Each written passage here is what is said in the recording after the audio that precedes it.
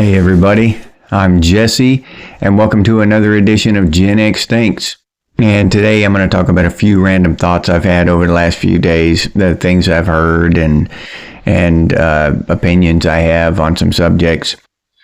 But the first one is, I heard that talk show host or whatever for, I think she's Fox News, Megyn Kelly, and she was on another person's podcast, I think, and she said that being a career-minded, career-oriented woman, she considers that being the best version of herself for her family, and that really really kind of bothered me after I thought about it for a little bit. You know, I hear stuff like that, and it sounds great at first. When you first hear those eloquent words and, you know, a phrase that's really well thought through, and it kind of rolls off the tongue, and it's pleasing to the ear. It sounds great at first.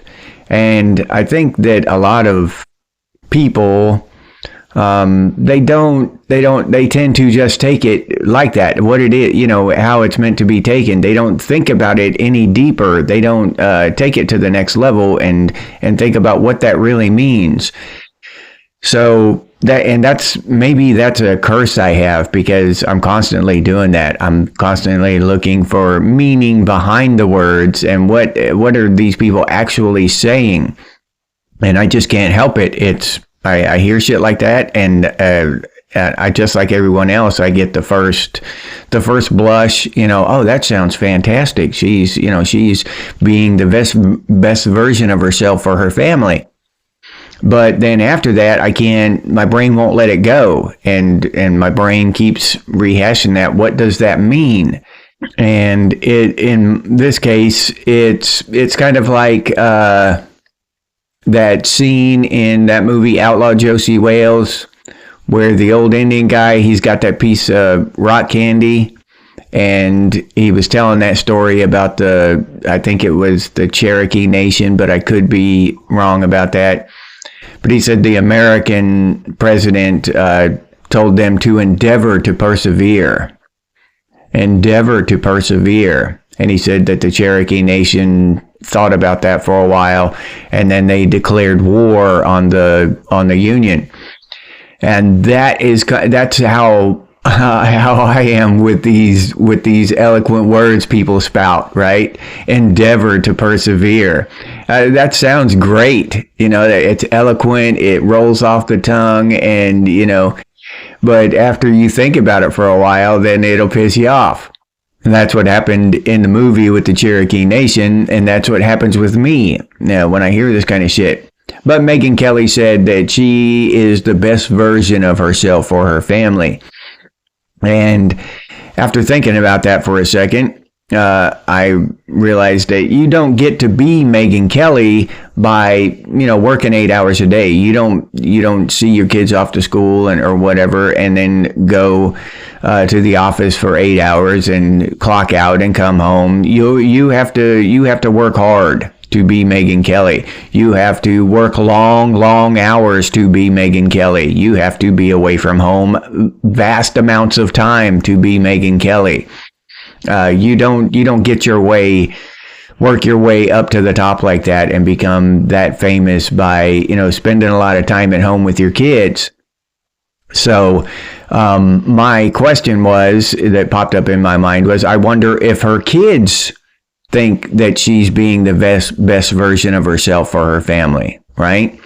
When her kids were 5, 6 years old, and she was spending all kinds of time at the office trying to get a spot or whatever. I wonder if her kids missed her. I wonder if her kids would agree with that statement, that she is being the best version of herself for her family. And I also realized that saying something like that, anything like that, this flowery language, and you're just justifying your selfish behavior. You know, I want to be this corporate powerhouse and make tons of money and be famous. So, but I need to justify that. So I'm being the best version of myself for my family. I'm doing this for my family. I'm not an egotistical, self-centered, driven person. I'm just being the best version of myself for my family. And literally anyone could say that. I mean, Jeffrey Dahmer could say that. Hey, Jeff, what the hell are you doing? Why are you hunting down gay guys and eating them? That's kind of weird. Oh, I'm being the best version of myself for my family. Anybody could say that. Literally anyone, to justify anything. And once you realize that and think a little bit deeper on it, the bullshit, it is just obvious. Don't piss down my back and tell me it's raining. That's another quote from Outlaw Josie Wales. And that's exactly what Megyn Kelly's doing with that, with that sentence there. She's pissing down our backs and telling us it's raining. And this justification for all of this selfishness and just this behavior, this online behavior, all this bullshit that's going on in the world now, people are getting really good at justifying all this abhorrent behavior. And I see it across the board, right? You can treat somebody like shit because they're a bigot or a racist. You can vandalize their vehicles because, Elon Musk said some goofy shit. So you can vandalize your neighbor's vehicle. I'm not a bad person.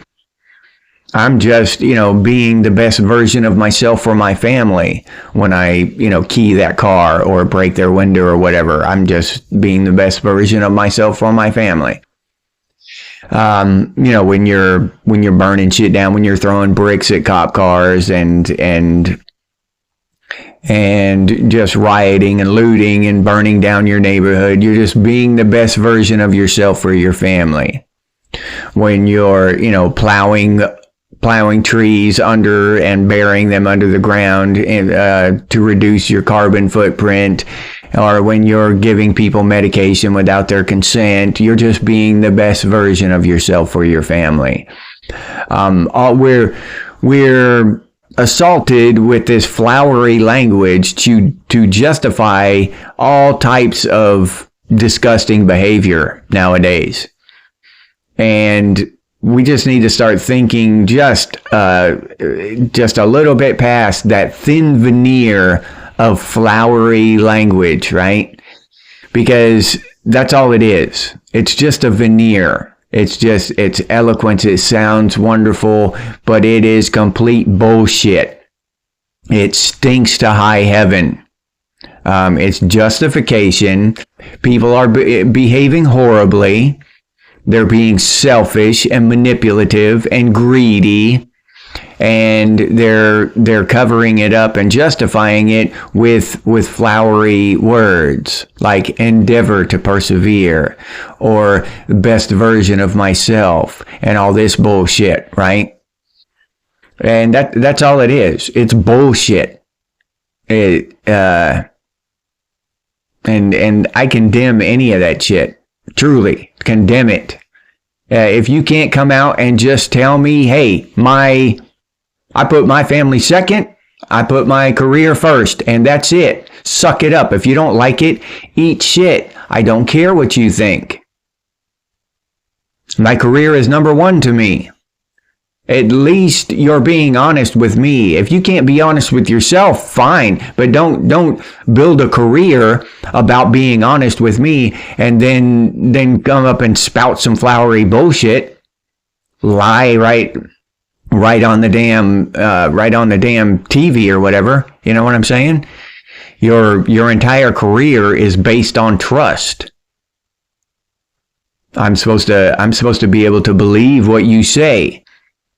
And obviously I can't, because you're not even honest with yourself. You're not even self-aware enough to realize that your kids would probably want you at home, and instead you're choosing your career. But you can justify it with flowery language. which is fine, but don't expect me to continue to support you on any platform if you're just spouting bullshit, right? So I don't know, these media head, these talking head fools get on there and they just spout all kinds of bullshit. They're dishonest, they're disingenuous, but we're supposed to fawn after them, and because they're on TV or whatever. I just want honesty. I just want realism from these clowns.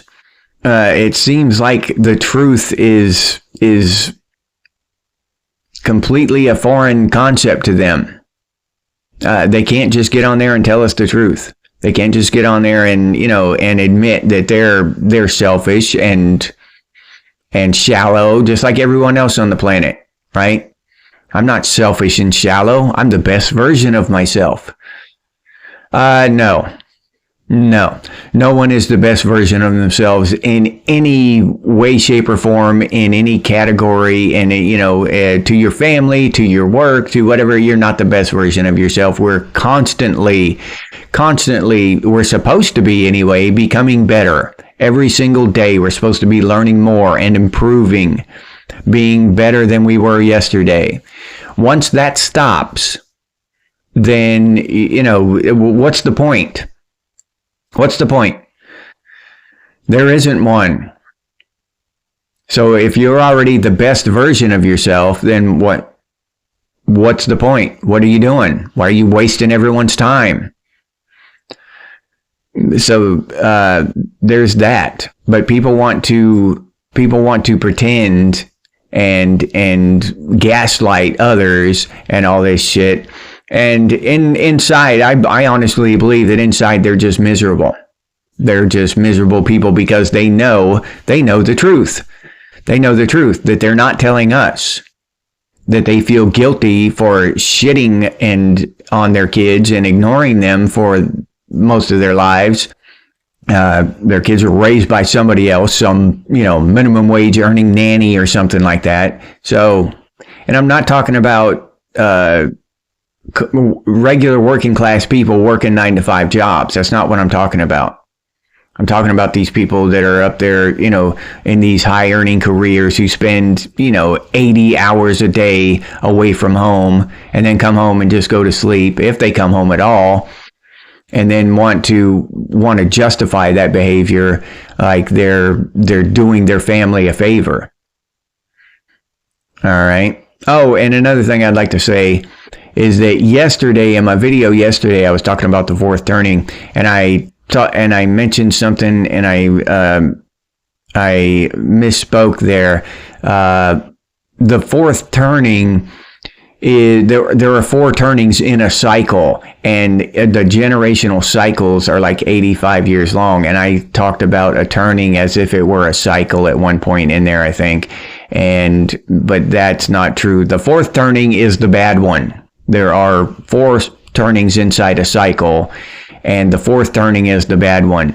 The last cycle ended during at the beginning of the 20th century with the 1929 stock market crash and World War II and in that era, right? And before that, it was the Civil War. That the one before that ended, and before that it was the Revolutionary War. It goes back like I think 85 years around that area. It's not precisely to the minute 85 years to the day and second. It's a general time frame.